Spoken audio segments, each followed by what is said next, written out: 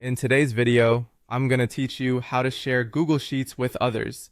By the end, you'll feel confident sending a link that works the way you expect, whether you're collaborating with teammates or simply letting someone view your data. With your spreadsheet open, look toward the top right corner of the screen for the Share button.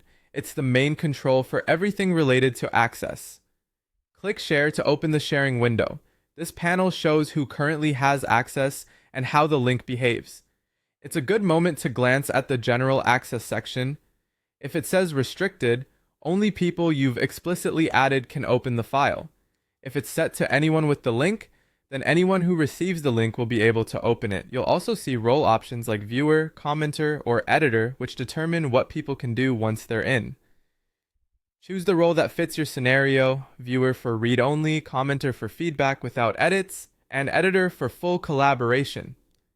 Once you're comfortable with the current access settings, go ahead and click Copy Link.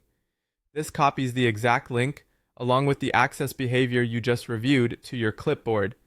You can paste this link into an email, a chat message, a project ticket, or anywhere your recipients will see it. If someone later tells you they can't open the file, that's usually a sign the link is still restricted or their role is too limited for what they need to do.